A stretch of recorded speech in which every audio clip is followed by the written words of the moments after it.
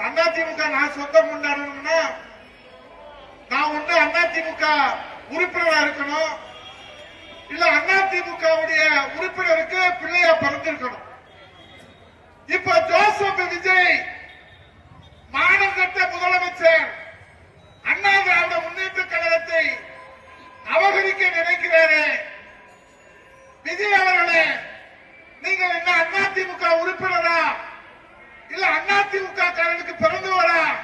உங்கள் பிறப்பை இந்த தமிழகத்துக்கு தெரியவில்லை. நான் என்ன கேட்கிறேன், தவறா இருந்தா மன்னிச்சுக்கீங்க.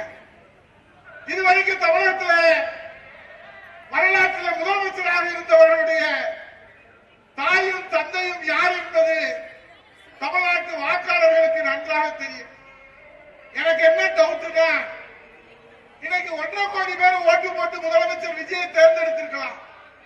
ஆனா 8 கோடி மக்களுக்கும் தமிழக மக்களுக்கும் வழிகாட்டுகிற முதலமைச்சர் ஜோசப் விஜய் அவர்களே, சட்டசபையில் அப்பாவை காணோன்னு தேடுறீங்க, ஓடு ஓடு ஓடுன்னு ஓடுறீங்க. உங்க அப்பா பேரை மட்டும் எங்களுக்கு, உங்க பெத்த அப்பாவை கொஞ்சம் சொல்லிட்டு அதிமுகவை அபகரிப்பதற்கு நீங்கள் முயற்சி எடுப்பதற்கு தயாரா? ஒரு விஜய் அல்ல, 1000 விஜய் வந்தாலும் அண்ணா திராவிட முன்னேற்ற கழகத்தை எந்த கோப்பனாலும் அசைக்க முடியாது. அதான் அதிமுக வருவார். அண்ணா திராவிட முன்னேற்ற கழகத்தை அபகரிப்பதற்கு இந்த பூமியில இதுவரை எவரும் பிறக்கவில்லை, இனிமேலும் பிறக்க போவதில்லை. உங்க பிறப்பு என்னன்னு எங்களுக்கு தெரியல.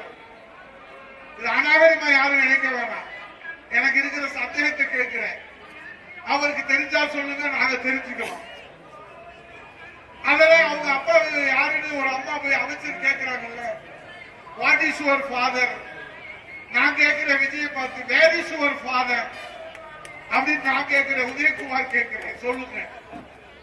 ஆகவே இன்றைக்கு அண்ணா திராவிட முன்னேற்ற கழகத்தில் இருந்து ஏன் நீங்கள் வஞ்சகம் வைத்து அண்ணா திராவிட முன்னேற்ற கழகத்தை அபகரிக்க நினைக்கிறீர்கள்? அல்ல, அவருல ஒருத்தர் இருக்காரு, குஷி ஆனந்த். இங்க இருக்கிறவங்க யாரும் பார்த்திருக்க வாய்ப்பு இல்லை. ராஜா, நீ பார்த்திருக்கியா? அவர் பாண்டிச்சேரிக்காரு, நீங்க எல்லாம் பார்த்தது இல்லை. துறைப்பாண்டி, நீ ராஜா எல்லாம் பார்த்திருக்கீங்களா? வாய்ப்பு இருக்க. அவர் சொல்றாரு, நம்ம சொல்லுவோம்ல, நம்பினோர் கெடுவதில்லை, இது நாட்டு வரை தீர்ப்பு. புரட்சி தலைவர் எம்ஜிஆர், புரட்சி தலைவர் அம்மா, புரட்சி தலைவர் எடப்பாடி, அதை நம்பியவர்கள் கெட்டு போனதில்லை. நம்பாமல் கெட்டு போனவர்கள் யாராவது இருப்பாங்க அப்படின்னு நம்ம சொல்லுவோம். நம்ம உயிரினும் மேலான தலைவர்கள். குஷி ஆனந்த் ஒரு விழாவில் சொல்றார், முதல்வர் விஜய் அவர்களை அள்ளிக்கின்னு வந்துட்டு அள்ளிக்கின்னு போவோம், அதான் எங்க வேலை.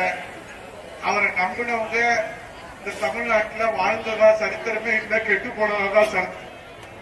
என்னடா சொல்ல ஒரு பைத்தியக்காரிகளா அமைச்சரா வச்சுக்கிட்டு இந்த நாட்டில் நாங்க என்ன செய்யணும்? அந்த அமைச்சரவையில் உட்கார்ந்துருக்கிற ஒவ்வொருத்தரும் பேசுற பேச்சு தாங்க முடியல, டெய்லி நெஞ்சு வலிக்கு மாத்திரை கையில வச்சுக்கிட்டு தான் தமிழ்நாட்டில் நடமாட வேண்டியதாக.